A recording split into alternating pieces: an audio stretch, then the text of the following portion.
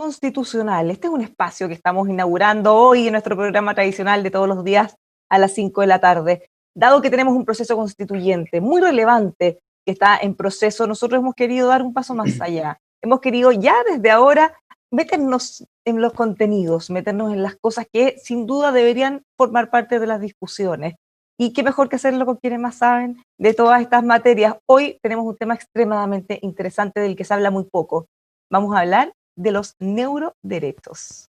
Les quiero presentar a nuestros invitados, un panel de lujo. Estamos junto a Pedro Maldonado, director del Departamento de Neurociencia e investigador del Instituto Milenio de Neurociencia Biomédica de la Facultad de Medicina de la Universidad de Chile. ¿Cómo está, Pedro? Bienvenido. Hola, Bárbara. Muchas gracias por la invitación. Feliz de compartir con ustedes. Muchas gracias por estar aquí. También estamos junto a Sergio Ruiz. Él es psiquiatra, doctor en neurociencias, profesor asociado de la Escuela de Medicina de la Pontificia Universidad Católica. También es codirector del Laboratory for Brain Machine Interfaces and Neuromodulation. ¿Cómo está, Sergio? Muy bien, Bárbara. Gracias por la invitación. Gusto saludarte a ti y a Pedro. Bueno, muchas gracias a los dos por permitirnos abordar en profundidad esto que, como decía, pareciera que se habla muy poco, pero que básicamente va a estar en cada ámbito de nuestra vida. Para poder entender muy bien de qué estamos hablando, ¿cómo podrían definir ustedes los neuroderechos? Pedro. Bueno, los neuroderechos son parte de derechos humanos, o sea, libertades que de alguna manera tienen relación con nuestras habilidades mentales. La mayoría de los derechos que conocemos dicen relación con nuestra salud o libertad física, pero en la medida de que nuestra mente toma una importancia cada vez mayor en nuestra sociedad y la tecnología está acercándose a interactuar con nuestra mente, estos derechos están empezando a ser considerados. Sergio, cuando nosotros hablábamos de la mente, tradicionalmente en toda la historia, hemos dicho como es lo más íntimo nuestro, es algo solo propio de nosotros en el que nadie puede entrar. Eso pareciera que ya no es tan así. Es una buena pregunta. Ocupaste varias palabras que desde la ciencia son difíciles para trabajar con ellas. Utilizaste la palabra mente para empezar, que casi los científicos decimos, por favor, no me hablen de esa palabra, hablemos de cerebro, hablemos de pensamiento, pero definir la mente es muy complicado. Efectivamente, parece ser lo más privado de nosotros, y lo que han hecho las neurociencias últimamente es que han empezado a decodificar la mente, para ocupar una palabra de uso común en ciencia. Hace algunos años, hace pocos años, la verdad, lo que las neurociencias permitían era entender qué ocurría en el cerebro cuando la persona pensaba o había alguna conducta. Yo podía decirle a la persona, siéntete feliz, y yo podía entender, esto es lo que ocurre en el cerebro cuando me siento feliz. Pero hoy en día, con los avances de inteligencia artificial asociados a neurociencia, brain computer interface, etc., yo puedo no solo entender lo que ocurre en el cerebro, sino que puedo preguntarle al cerebro mismo, no a la persona, si ese cerebro está feliz o no, o si esa persona está feliz.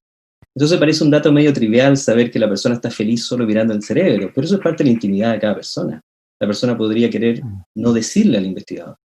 Por supuesto, hoy en día, ¿cierto?, la neurociencia ha permitido avanzar mucho más que eso, y en algunos casos uno puede decodificar el pensamiento y no solo saber si la persona está sintiendo algo en particular, sino eventualmente pensando algo en particular. Dato que es extremadamente íntimo y es parte de la privacidad de cada persona. Ahora, a ver si entendimos bien. Básicamente ustedes podían ver cuál era el efecto de alguna acción en el cerebro. Ahora pueden entenderlo incluso independiente de que nosotros queramos o no. Y podrían eventualmente llegar a un nivel en el que también generen conducta. Así como si ustedes ya saben qué es lo que a mí me hace feliz, ustedes podrían gatillar algo para que yo sea feliz. Sí, bueno, hay varias dimensiones y que justamente estas dimensiones son parte de lo que está tratando de aclararse en los neuroderechos. Por un lado está esta idea de monitorear el cerebro, es decir, saber qué es lo que ocurre dentro de una persona. El cerebro es el órgano que es la fuente de nuestra esencia humana, qué somos, qué nos gusta, cuáles son nuestras memorias, nuestras ideas políticas, religiosas, surgen de la actividad de estas neuronas en el cerebro. Si alguien es capaz de monitorear y poder descifrar cuáles son mis pensamientos y mis emociones, quizás es algo que yo deseo o no deseo. Entonces ahí se abre un punto importante acerca de la libertad. ¿Es mi actividad mental, que es la actividad del cerebro, algo privado o público? ¿En qué medida esto puede ser compartido voluntariamente o no? Y hay otra dimensión, por supuesto, que requiere una tecnología que aún no existe, la cual yo puedo manipular la actividad del cerebro y forzar un pensamiento, una idea que voluntariamente o no lo puede percibir la persona. Entonces, ahí hay otra dimensión. Y está otra dimensión de neuroderecho que tiene que ver con el aumento de las capacidades mentales al conectar nuestro cerebro con dispositivos electrónicos, teléfono, computadores, un poco como ha estado en la noticia ese último tiempo por la compañía Neuralink, ¿cierto? De Elon Musk. ¿Cómo ustedes podrían acceder al cerebro para saber, en el fondo, de alguna manera, lo que estamos pensando o lo que hemos estado abordando? ¿Cuáles son los mecanismos? ¿Cuáles son las formas de entrada? Yo diría que esa pregunta que acabas de hacer es una pregunta que son tesis de doctorado y doctorado de cientos de personas por muchos años, extremadamente difícil, pero una respuesta más sencilla, diría yo. Primero, hay varias complicaciones, de técnicas hasta biológicas. Las técnicas es que tienes que tener un sistema que pueda leer el cerebro. ¿Y qué actividad cerebral vas a leer? Es una decisión que tiene que tomar el científico y depende de recursos económicos, de capacidad técnica, etc. Tú puedes leer la actividad eléctrica del cerebro con un electroencefalograma, el consumo de azúcar o de oxígeno del cerebro, tú puedes ocupar un fMRI y otros diversos tipos de tecnología. Pero una vez leído el cerebro, tienes que entender qué significa eso. Y eso es un proceso matemático fundamentalmente extremadamente complejo, que implica a veces la medición de múltiples cerebros o actividades cerebrales en múltiples sujetos para poder decodificar cierta información. O de entrenar a la máquina que está decodificando el cerebro para que la máquina detecte qué es lo que está pensando. Si me permite darte un ejemplo práctico, Por supuesto. ya que estamos hablando de la Brain-Computer Interface, eso es la interfaz cerebro-computadora. La aplicación clínica más famosa, por lo cual se hicieron más conocidas las interfaces cerebro-computadora, la primera, diría yo, más conocida, es la posibilidad de lograr que pacientes que no se pueden comunicar con el medio externo se comuniquen. Son un grupo de pacientes que tienen un síndrome que se llama enclaustramiento, locked-in syndrome, que puede ser las etapas terminales de alguna enfermedad neurodegenerativa como la esclerosis lateral amiotrófica, esta enfermedad que tenía Stephen Hawking. Claro. Exactamente, que él tuvo una enfermedad larga, que duró mucho tiempo, donde él finalmente podía mover cierta musculatura y movía alguna musculatura aquí, de este lado de la cara, entonces él podía manejar el computador. Pero si esa enfermedad hubiera progresado más, lo que le pasa a muchos pacientes es que no pueden manejar ninguna musculatura voluntaria del cuerpo, ni los ojos. Entonces no pueden decir que sí, ni que no, ni que tienen dolor, ni que tienen pena, están totalmente paralizados, pero su cerebro está intacto. Entonces es un síndrome extremadamente complejo que produce potencialmente un grave sufrimiento brutal para el paciente y su familia. Imagínate, un paciente que está consciente, vivo en todos sus aspectos, pero está enclaustrado y no se puede comunicar. La única forma de comunicarse a ese paciente es que accedamos a su cerebro, que está intacto. Y ahí vienen las interfaces cerebro-computadoras que han demostrado que tú puedes entrenar a ese cerebro, a ese sujeto, a que ciertos pensamientos signifiquen algo. Y pacientes con síndrome de enclaustramiento en etapas terminales de esclerosis lateral amiotrófica o que han tenido un infarto cerebral que ha producido este síndrome pueden comunicarse y escribir con su propio cerebro en un computador y decirle al investigador, escribirle una carta a un familiar, decirle sí o no. Y de hecho, uno de los estudios más famosos al respecto fue que nos estudian varios pacientes así en etapas finales de esclerosis lateral amiotrófica, enclaustrados totalmente, decían que su calidad de vida era, a pesar del estado en que estaba, suficientemente bueno como para querer seguir viviendo. Es una pregunta que tiene implicancia ética y morales extremadamente importantes. Entonces se puede hacer, se puede leer el cerebro y el ejemplo que te quise dar, un ejemplo de cómo podemos acceder y potencialmente ayudar a pacientes que tienen enfermedades extremadamente complejas que no pudieran ser ayudados de otra forma hasta ahora. Ahora, les preguntaba eso también pensando en que, claro, en esos casos tendría que ser una cosa voluntaria. Estoy pensando, ¿habrá o podría haber eventualmente alguna forma de acceder a un cerebro quizás más indirectamente o una forma más involuntaria, pensando los riesgos o las cosas que nos deberíamos preocupar hacia adelante? Mira, la tecnología que existe hoy es bastante cruda y honestamente hoy día nadie puede leerle los pensamientos a las personas. ¿Ya? Eso hay que dejarlo en claro para no asustar a la gente. Claro. Esta tecnología está en desarrollo y progresivamente vamos a poder ser capaces de poder conocer mejor del cerebro. Ahora, los cerebros de las personas no son todas iguales. Esta tecnología, si existiera, obviamente va a ser relativamente cruda siempre. Sin embargo, las preguntas éticas a las cuales alude Sergio son importantes de iniciarlas hoy día, ¿cierto? Existiendo esta tecnología o prontamente existir, ¿cómo resguardamos los derechos de las personas para asegurarnos que su privacidad mental está asegurada? ¿Cómo incorporamos las libertades individuales y las extendemos a los procesos mentales para garantizar que uno tiene control, ¿cierto?, de su propia actividad mental. ¿Cómo garantizamos de que no vamos a obligar a este cerebro a hacer algo que uno no quiere? ¿Cómo garantizamos que esta tecnología, que eventualmente podrá incluso aumentar las capacidades mentales de la gente, sea algo de acceso equitativo? Estas preguntas son preguntas éticas y legales, y justamente es la razón por la cual están siendo consideradas para ser incluidas en la legislación. Independiente del desarrollo tecnológico, la idea es que esto esté incorporado en nuestras, ciertas relaciones de convivencia antes de que esta tecnología nos caiga encima, porque si nos cae antes la legislación, probablemente esto no va a poder ocurrir. Más allá de que todavía no tengamos todas esas herramientas bien desarrolladas, sabemos que las vamos a tener en algún momento, es mejor anticiparnos. Ahora, Sergio, corremos también ahí un riesgo, porque vemos que todas estas tecnologías pueden tener algunos riesgos como los que mencionaba Pedro, pero también muchos beneficios. ¿Cómo abordarlo de una manera, ojalá, lo más constructiva posible, para asegurarnos que no la terminemos limitando? Pero, por supuesto, resguardemos al mismo tiempo esos problemas que podrían llegar a surgir, que planteaba Pedro.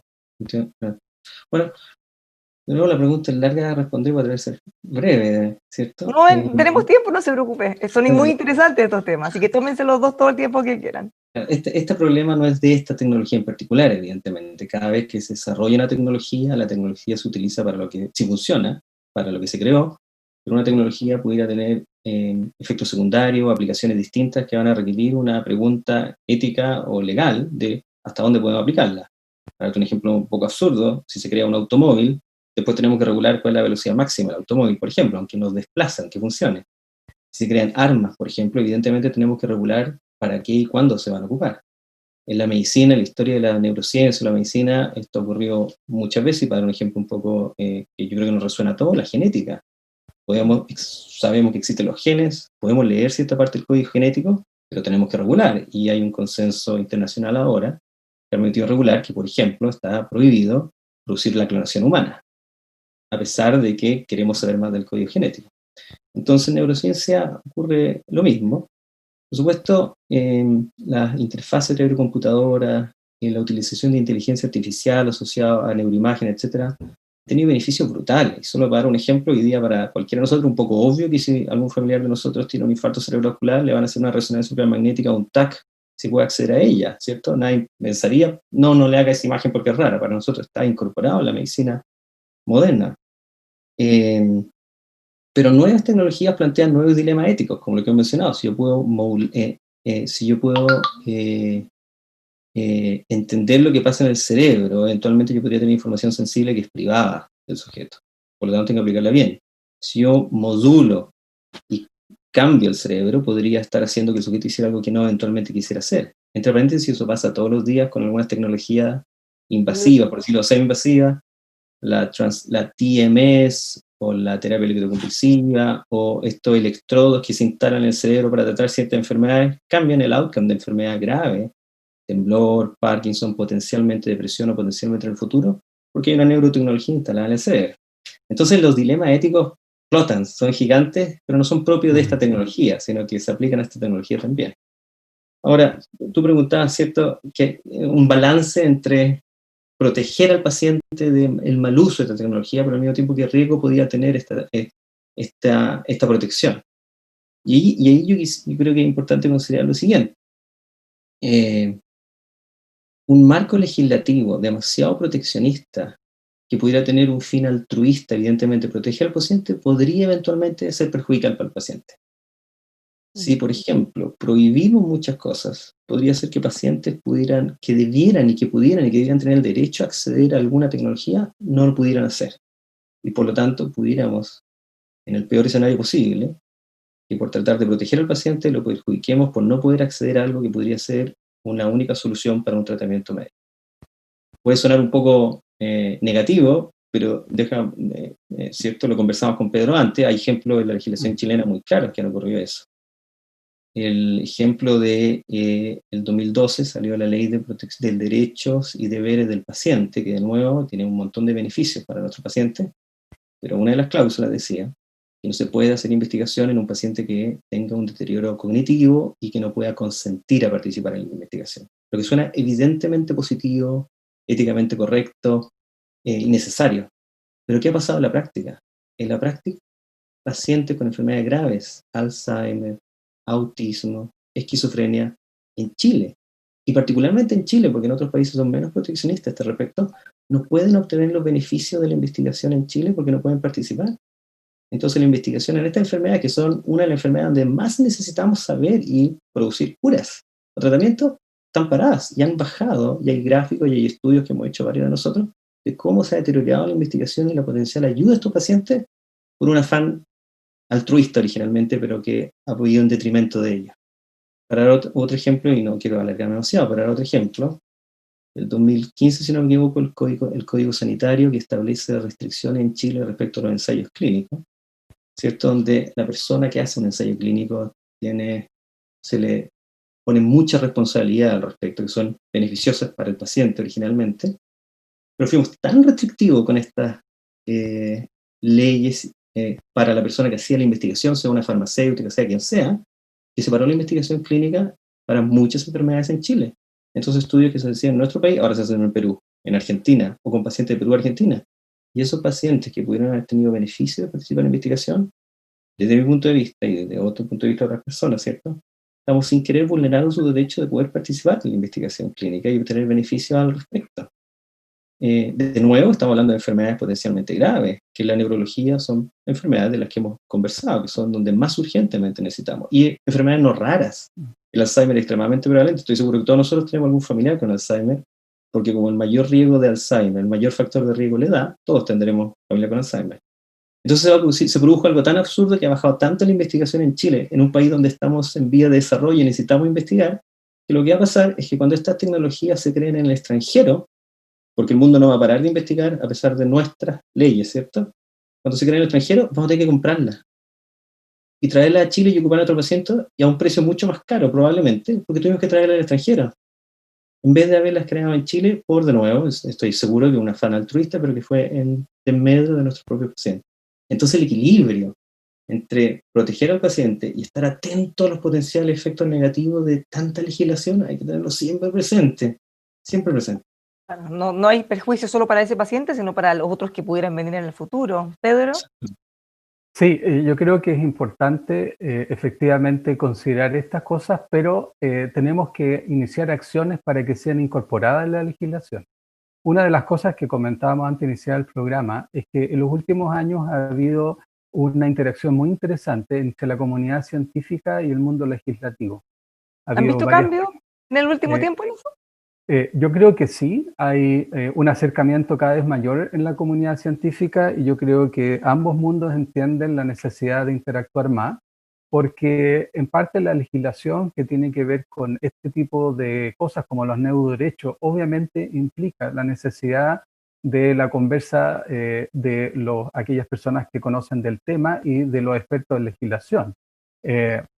Y eso está ocurriendo a través de distintas comisiones. Por ejemplo, hubo una comisión en el Senado sobre inteligencia artificial para hacer propuestas, ¿cierto? Para una política de inteligencia artificial para el país. Eso fue una experiencia muy positiva. Yo lo menciono porque es una a la cual participé. Y también la menciono porque hay un elemento interesante ahí que tiene que ver con neuroderechos y que no tiene necesariamente que ver con la intervención directa con el cerebro, y que tiene que ver con los datos y los sesgos de los datos. La inteligencia artificial es una tecnología nueva que va a revolucionar el mundo, lo está haciendo ya, pero está basada en el entrenamiento de algoritmos basados en datos que existen. Y nuestro quehacer como sociedad tiene sesgo. Nuestros datos tienen sesgo de género, favoreciendo a hombres sobre mujeres, tienen diferencias de raza, etc. Y si entrenamos hoy a algoritmos de inteligencia artificial, lo estamos entrenando a optimizar situaciones que ya tienen sesgo. Entonces, ahí hay un componente ético muy relevante que debe ser incorporado en los neuroderechos, donde hay que velar porque la utilización de inteligencia artificial, así como la interfaz cerebro-máquina y otros, estén desprovistos de estos sesgos que han estado haciendo daño a nuestra sociedad. Entonces, eso también es componente. Disculpe que lo interrumpa, pero para que se entienda muy bien, ¿qué significa esto realmente y en términos prácticos? ¿Qué puede implicar? Claro, por ejemplo, si uno entrena a inteligencia artificial a alguien, un banco quiere entrenar una inteligencia artificial para tomar decisiones sobre a quién le da un préstamo. El algoritmo computacional va a tomar los datos y se va a dar cuenta de que personas que ya tienen dinero son mejores pagadores que personas que no tienen dinero. Entonces, el sistema de inteligencia artificial va a favorecer a dar préstamos a aquella gente que tiene dinero. Entonces, no está tomando una decisión basada en sesgos que vienen de los datos. No es una decisión justa ni equitativa, sino que es una decisión que contiene prejuicios. Nosotros los humanos funcionamos con prejuicios en la sociedad, eso es innegable. Si hacemos que una máquina sea un perfecto humano, va a ser un perfecto humano con prejuicios. Entonces, pero sí como sociedad, si vamos a incluir derechos en la legislación y vamos a mantener las libertades y equidad de derechos, es conveniente que en toda legislación se incluya, ¿cierto? O se vele porque el desarrollo de la tecnología y su uso contenga siempre salvaguardas para garantizar que inequidades no estén contenidas o no operen con estas tecnologías. Entonces, hay varios componentes en estos neuroderechos. Por un lado, la privacidad de la mente, ¿cierto? Y mi habilidad de tomar decisiones propias, los datos de inteligencia artificial, las intervenciones clínicas que menciona Sergio, y muchas otras. Entonces, ahí hay un ámbito bastante diverso de componentes que es necesario discutir cuando se presente una nueva legislación. Ahora, otro punto que podemos ir tomando quizá por el lado, pero que también tiene que ver con los datos y la inteligencia artificial. Una cosa es la información que ustedes puedan obtener directamente en nuestro cerebro, y otros son los datos que nosotros vamos dejando por la vida. Vamos dejando al navegar en Internet, al conversar, al utilizar redes sociales, y que nos hemos ido dando cuenta que de repente, sin querer, estamos conversando con alguien sobre un tema y nos aparece en el celular publicidad relacionada a un tema parecido, por ejemplo. Que, claro, al principio pareciera que son coincidencias, después ya no. Con esos datos alguien puede saber, sin ingresar directamente a nuestro cerebro, qué es lo que nos gusta, qué marca nos gusta, qué productos, qué nos gusta comer, dónde nos gustaría viajar. Tienen mucha información nuestra y de alguna manera también pueden orientar nuestras conductas, en la medida que si hay algo que saben que a mí me gusta mucho, me mandan una oferta, por ejemplo, me podrían inducir a ir a comprar ese producto. ¿Cómo podemos abordar eso en línea con lo que están hablando ustedes? Bueno, pero voy a dejar la oportunidad a Sergio contestar. Y después... Adelante, Pedro, por favor. Yo respondo. Mira, hay algo intrínsecamente humano que tiene relación con nuestro deseo de tomar decisiones. Y es súper importante que no se nos deprive de la libertad de tomar decisiones. Considere lo siguiente, este es un ejercicio que yo hago frecuentemente. Supongamos que desarrollamos una máquina de inteligencia artificial que es capaz de tomar decisiones perfectas, es decir, toma la decisión correcta en cada momento para mi vida, dónde debo estudiar, con quién me emparejo, qué tipo de trabajo, dónde voy a vivir, qué pantalón me voy a comprar, etc. Porque es tan inteligente esta máquina que toma las mejores decisiones. Le transfiero yo como persona a estas máquinas todas mis decisiones personales, ¿qué dirían ustedes? O las tomo yo. Aun sabiendo que estas decisiones son las mejores decisiones, ¿se las transfiero? La mayoría de las personas a que yo le he hecho esta pregunta me dicen no. Pero digo, ¿cómo que no? Si tu decisión siempre va a ser peor que la de la máquina. Ah, pero es que yo me quiero equivocar, dice alguien. Entonces, errar es humano. Que errar es humano. Entonces pareciera que como humanos no queremos la perfección, queremos libertad. Y de alguna manera cualquier tecnología, y particularmente aquella que tiene relación con nuestras habilidades mentales, porque esto es lo que nos hace humanos, tiene que estar incorporado de una manera robusta, clara, transparente y justa en las legislaciones que presentamos. En ese ejemplo, si seguimos, por ejemplo, las decisiones amorosas probablemente son las más irracionales, quizás. O sea, sería muy distinto pensar si uno tuviera que claro, o sea, si uno tuviera que pensar en una pareja pensando con la racionalidad claro, probablemente sería el mundo tan distinto como es ahora. No, pero es que estas máquinas hasta consideran tus componentes emocionales. Y al final el cerebro y las emociones que tiene no son magia, son la consecuencia de las operaciones de ciertos circuitos. Son maravillosas, pero no son una cosa azarosa. Bárbara, para complementar lo que te mencionaba Pedro, tú diste un buen ejemplo, Bárbara, de cómo la idea de legislar en los neuroderechos se aplican a otras cosas que no son las neurotecnologías, ¿cierto? Tú dijiste, no queremos que las neurotecnologías controlen nuestra mente, pero cuando yo me meto a las redes sociales me llegan ¿cierto? Propaganda que yo estoy seguro que yo la busqué y me obligan a tomar decisiones. Entonces, hay harto ejemplo de eso. Uno de los neuroderechos que mencionaba Pedro también, que una de las cosas que se conversan es el derecho a que si alguien obtiene beneficios cognitivos de los neuroderechos sea equitativo para la población. En el fondo, que no solo sea un grupo el que pueda optar a un aumento cognitivo. Uno de los aspectos de la neurociencia, ¿cierto? Es la posibilidad de mejorar ciertos aspectos cognitivos. Entonces, de nuevo, esto, y tú dices, no puede ser que yo solo a un grupo que lo pueda costear, por ejemplo, le pueda dar este beneficio. ¿Y qué pasa con el grupo que no lo puede costear? Y de nuevo, este es un ejemplo donde yo tengo cierto reparo en que se legisle y potencialmente se coarte el avance de la ciencia y la posibilidad de ayudar a los pacientes por algo que no es prerrogativa de la ciencia en particular. Si tú piensas la gente, los niños que toman Ritalin, por ejemplo, ellos tienen un enhancement cognitivo todos los días. Y si uno va un poco más lejos en la metáfora, en rigor hay desigualdad en Chile y en todo el mundo respecto al enhancement, a la posibilidad de aumentar la cognición en relación a la posibilidad de acceder a buena educación, o a la buena alimentación, o a vitaminas, o a control médico. Entonces, ¿no sería muy distinto el poder pagar el mejor colegio, por ejemplo, con imagínate, una cosa como esta? Más allá de que haya una diferencia sideral, pero en o la sea, práctica se genera una desigualdad igual. de todas maneras, mucho más el aumento cognitivo que tú tienes si lograste acceder a una buena alimentación cuando niño y a un colegio extremadamente caro en Chile, así no pudiste acceder a ella, evidentemente. Entonces, los neuros... Adelante. Perdón, que a propósito de los niños que toman Ritalin o que tienen algunas dificultades, claro, si llegaran ustedes a un nivel de poder manipular o hacer modificaciones en el cerebro, podríamos avanzar también mucho en arreglar eso, o en darle herramientas quizás que puedan evitar el uso de fármacos, por ejemplo, durante toda su vida. Sin duda. Y de nuevo, eso no es restrictivo solo a la neurociencia, la psicoterapia, por ejemplo, ¿cierto? Que en Chile somos más tentados a dar medicamento y tomar medicamento, diría yo. En otros países, o en Europa, por ejemplo, las terapias fundamentales para alguna enfermedad, el gold standard, lo primero que se ocupa es la terapia psicológica cognitivo-conductual. En Chile, si un paciente sufre un trastorno obsesivo compulsivo, lo más probable es que si va a la consulta de alguien salga con medicamento, lo que está bien porque medicamentos ayudan, pero en Europa saldría con una derivación al terapeuta cognitivo-conductual. Y eso evidentemente es otro ejemplo de cómo algo que cambie directamente el cerebro, que es la terapia cognitivo-conductual, porque si funciona está afectando el cerebro, ¿cierto? Disminuye la posibilidad, la necesidad de tomar fármacos.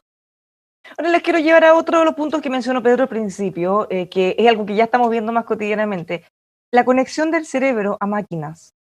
Por ejemplo, pensando en trabajos que sean muy complejos, en trabajos en el que uno eventualmente pudiera evitar arriesgarse a sufrir daños físicos, por ejemplo, u otro. Pero ahí también entramos en una dimensión de problemas o inquietudes éticas respecto a, por ejemplo, si hubo un accidente en esa máquina, ¿quién tiene la culpa? ¿La máquina o la persona que la estaba comandando desde su cerebro, por ejemplo? ¿Cómo lo ven ustedes? Claro, esto es súper complicado efectivamente de asignar la culpa, ¿cierto? Porque normalmente hoy en día hacemos responsables a cada individuo de su propia conducta, ¿cierto? Y la limitamos a ese entorno. Pero como tú dices, y esto ha sido un enorme desarrollo en el área de interfase cerebro-máquina, podemos registrar la actividad eléctrica de neuronas en circuitos en el cerebro y ocuparla para otras cosas. En pacientes tetraplégicos se han ocupado para que ellos puedan mover brazos y piernas o brazos robóticos, y uno puede imaginarse un futuro no muy lejano donde incluso una persona que no tenga ninguna enfermedad pueda conectar su cerebro y manejar robot en una minera, ¿cierto? O un soldado robot. Esto no es algo demasiado lejano, pero por supuesto esto trae inmediatamente las consecuencias que tú mencionas, ¿cierto? Incluso ya está siendo discutido en gran parte en estos autos autónomos, ¿cierto? Que el chofer puede estar durmiendo y el auto se maneja solo. ¿qué pasa si el auto atropella a una persona? ¿De quién es la culpa? ¿Del fabricante del auto, del ingeniero que escribió el software o del conductor que no estaba mirando? Esto no está resuelto hoy día y es el tipo de cosas que necesitamos empezar a discutir para resolverla antes de que estos sean eventos comunes, ¿cierto? Justamente, y yo creo que esto, como todas las cosas, va a terminar siendo un acuerdo social. Va a ser la comunidad conversando y acordando lo que finalmente decide quién tiene la culpa de qué. Porque desde el punto de vista científico objetivo, esto no se puede asignar especialmente algo, a menos que claramente se haya pinchado la rueda o el software falló, etcétera, y la persona no tiene la culpa, pero o habrá que designar un mecanismo para separar las responsabilidades. Esto es parte de lo que yo creo debe incluir finalmente una legislación tecnológica y particularmente con relación a neuroderechos. Tú lo mencionaste.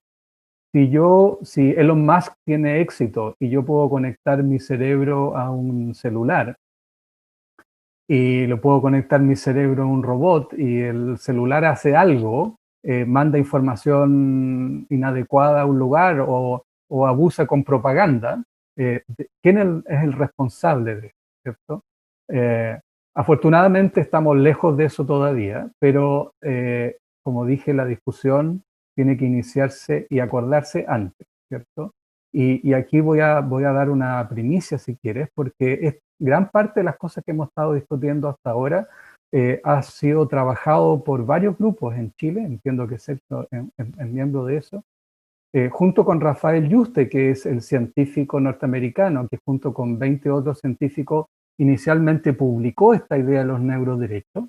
Rafael Yuste ha sido una persona que regularmente ha venido a Chile promoviendo esta idea y muchas personas del ámbito legislativo lo están haciendo, y entiendo que en 2 semanas más se va a presentar al Congreso un proyecto de ley para los neuroderechos, tanto una ley específica como una modificación constitucional para incluir los neuroderechos en nuestra Constitución.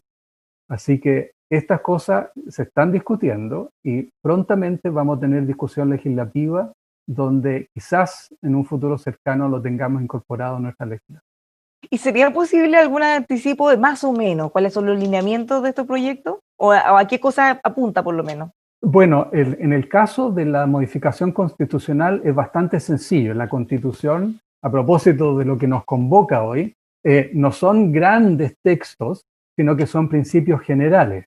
Y en el caso de ahí entiendo yo que es simplemente una frase que incorpora, ¿cierto?, el derechos, extiende la idea de derechos humanos a incorporar los derechos de nuestra mente, donde se debiera, ¿cierto?, velar por la libertad de nuestra mente en sus distintos aspectos. Esto es muy genérico. Obviamente el proyecto de ley que establece la protección de los neuroderechos es algo más específico, tiene que ver con investigación, y yo creo que en gran parte vamos a tener que esperar 2 semanas.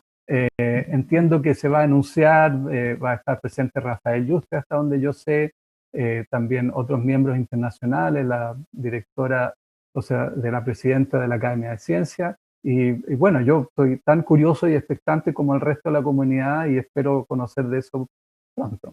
Ahora, interesante que propongan va con las 2 modalidades, porque la Constitución debería ir al principio, eventualmente, en principio en bruto, y la bajada, todo eso puede ser trabajada en materia de ley. Claro, ahora no sabemos si este cambio constitucional va a tener que esperar o incluirse, depende de los eventos que ocurren en los próximos meses. En ese sentido, de nuevo un poco en la misma línea de lo que decía Pedro, yo creo que a Pedro le pasa lo mismo parecido, algo parecido a lo que pasa a mí y a tantos otros científicos que estamos fascinados con esto.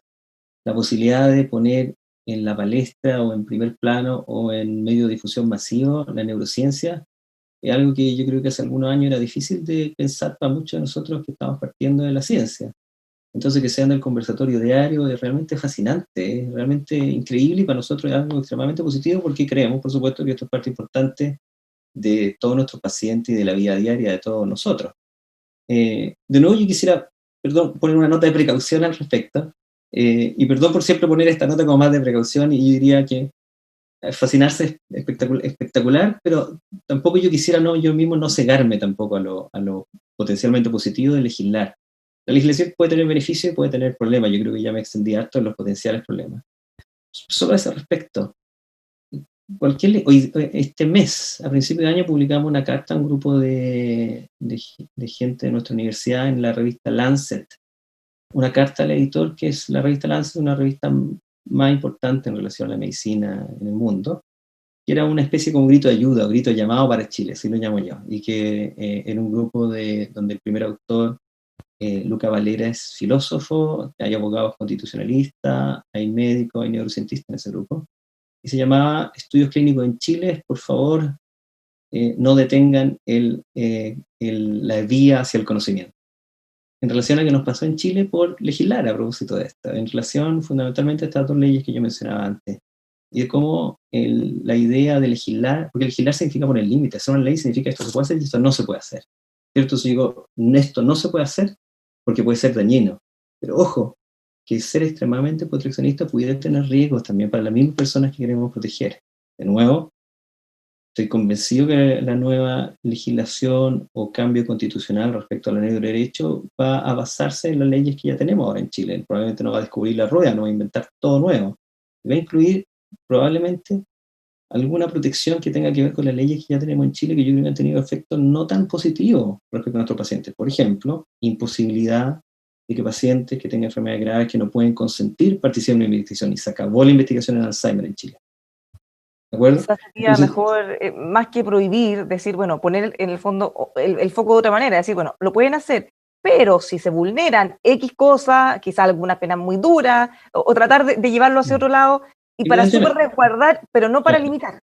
Claro, esos son un poco los riesgos los que yo quiero mencionar. Evidentemente, si alguien criminal va a ser juzgado independiente de la ley de neuroderecho, no necesitamos en rigor una legislación sobre neuroderecho para impedir que alguien haga algo dañino a un paciente. Lo que yo quiero decir es, para la misma línea de Pedro, que está bien que haya, por supuesto es fundamental que haya una comunicación directa entre el mundo político y el mundo científico, que efectivamente ahora es mayor de lo que había antes, ¿cierto? Yo agregaría también el mundo médico y el mundo de los pacientes directamente, ¿cierto? Y estoy seguro, si ponemos a todos los pacientes con Alzheimer, y todos los familiares de pacientes con Alzheimer o pacientes con esquizofrenia o con autismo, dirían, ojo, que hay una ley que nos perjudicó, la verdad que nos perjudicó.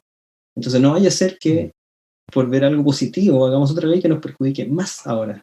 ¿Me explico? Entonces yo creo que, de nuevo, esto es fascinante, no hay que cegarse y hay que ver un poco los pros y los contras de todo esto. Y espero que la discusión respecto a esta ley o potencial modificación de la Constitución sea extremadamente productiva, y yo creo que va a ser dura, porque hay que ir al área chica para no cometer errores que hemos cometido antes. Se va a necesitar mucho conocimiento, participación de gente como ustedes, que ojalá pueda asesorar a quienes estén realizando ese proceso. Pero además yo creo aquí, yo quisiera extender este último comentario, Sergio, porque me parece que la legislación en particular y la Constitución más que nada, aprovechando que estamos hablando justamente de este tema, es que satisface a la población en la medida de que recoge en mayor medida el sentir general de la población. Entonces, cuando una legislación, por ejemplo, en el caso de protección a los pacientes, se hace con buenas intenciones, pero no recoge las inquietudes de la comunidad, hay una alta probabilidad de que va a haber cosas que se van a pasar, porque sencillamente no fueron conocidas, porque no fueron discutidas. Entonces, un componente central de cualquier legislación, particularmente cosas que tienen que ver con neuroderecho u otra cosa, son más legítimas y tienen más sentido y perduran más en el tiempo, en la medida de que están recogiendo el sentir mayoritario y más diverso de la población. En general, yo creo que eso es una experiencia interesante, porque los humanos, y la neurociencia lo sabe muy bien, son diversos en su actividad mental, en toda naturaleza, digamos. Y la neurociencia nos enseña que nosotros construimos un mundo, hacemos un modelo del mundo. No existe la verdad desde el punto de vista de la neurociencia. Cada ser humano construye su propio mundo y es tan válido como el del resto. Por lo tanto, los neurocientíficos somos particularmente proclives, ¿cierto?, a considerar, digamos, no por tirarnos flores, pero al menos somos más dudosos de nuestras propias verdades y por lo tanto más necesitamos el conversar y compartir para llegar a acuerdos que son comunitarios.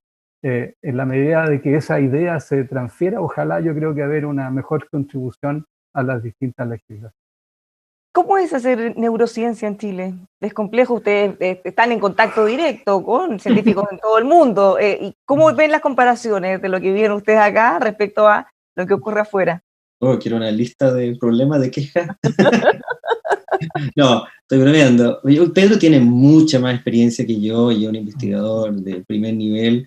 Te va a dar te podría dar un montón de insights al respecto. Yo humildemente te doy mi experiencia, que yo creo que la diferencia que tiene con Pedro es que la mía es una experiencia un poco más clínica y de neurociencia al mismo tiempo. Yo soy médico, psiquiatra, veo pacientes todos los días, ¿cierto? Y al mismo tiempo trato de hacer neurociencia. Y por supuesto es desafiante. Los lados positivos es que yo elegí estar en mi país y tuve la fortuna que no todos tienen de ir al extranjero y volver a Chile y tratar de hacer algo cierto, humildemente, y el granito de arena por nuestro país. Y es fascinante estar en un lugar donde hay tanto que hacer, donde tú dices hay necesidades que son prioritarias, que son brutalmente prioritarias respecto a la necesidad de la población, a las necesidades clínicas, donde la neurociencia, ¿cierto? Aquí está la necesidad de la población, la neurociencia parece que vinieran por acá, y son un detalle ante tantas necesidades que tenemos, ¿cierto? Sociales, económicas, etcétera, y tratar de poner un granito de arena en esta y tirar la neurociencia para acá, ¿cierto? Y esa imagen como idealizada de la neurociencia choca a veces con la realidad que de alguna dificultad en Chile. Fundamentalmente yo diría que las dificultades que hemos tenido siempre los que hacemos ciencia en general son económicas. Chile es un país en vía de desarrollo donde debe priorizar por algunas cosas, y la ciencia y si tuviera la humanidad y tantas otras no siempre son la prioridad. Y en ciencia tenemos un contingente humano enormemente bueno. Cada día hay más jóvenes que logran obtener becas para salir al extranjero y después volver, y llegan a Chile y no hay fondos para proseguir su estudio, su formación, o hacer un laboratorio respecto a lo que estudiaron. Entonces estamos en una etapa bien especial donde también yo diría estamos, se podría llamar cerca de una crisis, donde tenemos un contingente intelectual humano enorme y que choca con la realidad económica de todos los días de Chile. Hemos creado recién el Ministerio de Ciencia, antes se llamaba CONICET, ¿cierto? Y que ha tenido sus propias dificultades, y una de las dificultades que tiene evidentemente son económicas. Otro aspecto positivo que yo quisiera, para terminar, antes de que Pedro dé su opinión, ¿cierto?, es que tenemos cada día más contacto entre nosotros, diría yo, entre científicos de Chile con el extranjero. Chile está cada vez menos aislado en ese sentido y se ha enriquecido profundamente respecto a esa interacción. Pedro. Sí, bueno, hacer neurociencia en Chile es un privilegio para nosotros, porque el tener la oportunidad de perseguir algunos intereses es ciertamente una oportunidad enorme, digamos. Y yo creo que como neurocientífico en general estamos a un nivel comparable con lo de cualquier grupo científico del mundo. Y en general en toda la ciencia, ahora voy a hablar de toda la ciencia. La ciencia chilena tiene un muy buen nivel. Incluso tiene uno de los mejores productividades a nivel latinoamericano. Pero la ciencia solo tiene sentido social en la medida de que impacta al desarrollo del país. Y ahí está el problema. Para que este impacto se manifieste, la ciencia tiene que tener una cierta cantidad, tiene que constituir una cierta cantidad del quehacer de un país.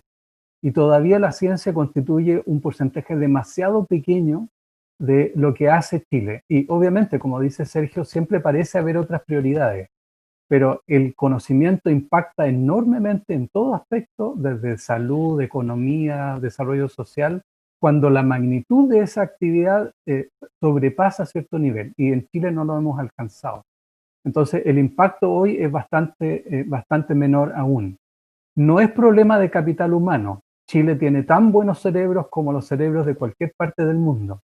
Ni siquiera es de repente un problema de tecnología, porque muchos avances en conocimiento tienen que ver con aportes creativos. Es la participación de la ciencia en el quehacer, que lo que todavía, creo yo, no hemos alcanzado a nuestro potencial. Y bueno, creemos que, a propósito que estamos hablando de constitución, ¿cierto? Sí, de hecho, perdón, les iba a preguntar, como para empezar a cerrar, sí, porque ya nos quedan solo un par de minutos, ¿qué esperan del proceso constituyente en estas materias? ¿Qué les gustaría que eventualmente se discutiera, por lo menos, eventualmente se incluyera en la Constitución? La Constitución actual solo tiene la palabra ciencia una vez en todo el texto y ni siquiera le da una importancia particular. Si en todo el mundo los países con mayor desarrollo han descansado enormemente en los procesos, en la formación de conocimiento, donde la ciencia en todos niveles, no estoy hablando solo del laboratorio, estoy hablando de innovación en el mundo productivo. La ciencia entonces tiene que ser una actividad generalizada que debe ser considerada como parte integral del quehacer de una sociedad. Yo me gustaría, ¿cierto?, que la ciencia fuera conceptualmente un quehacer considerado de manera importante en la nueva Constitución. Sergio, finalmente, ¿qué esperas del proceso constituyente? Espero que sea lento, espero que sea pausado, con todas las precauciones posibles, muy discutido, que incluya a todas las personas involucradas al respecto, desde los científicos hasta los pacientes, que no sea apurado, donde la ciencia se le dé la oportunidad de estar en primera línea, como decía Pedro. Si está en la Constitución, la ley es fantástico, ¿cierto? Y que al mismo tiempo no se limite, no limitemos la vía hacia el conocimiento. Muchísimas gracias a los dos, la verdad que fue extremadamente interesante esta conversación. Sería interesante también volver a reunirnos después en unos meses a ver cómo siguen evolucionando estos temas. Muchas gracias, Pedro, muchas gracias, Sergio, por habernos acompañado esta tarde. Muchas gracias, Bárbara. Un gusto, Sergio, compartir nuevo contigo. Igual, Pedro. Estén bien. Bueno, muchas gracias también a quienes estuvieron con nosotros hoy. Como les contábamos, en la Agenda Constitucional vamos a estar abordando temas en profundidad de distintos ámbitos. Muchas gracias, que tengan un muy buen fin de semana. Por supuesto, invitados a que sigan junto a nosotros revisando nuestros contenidos en emol.com.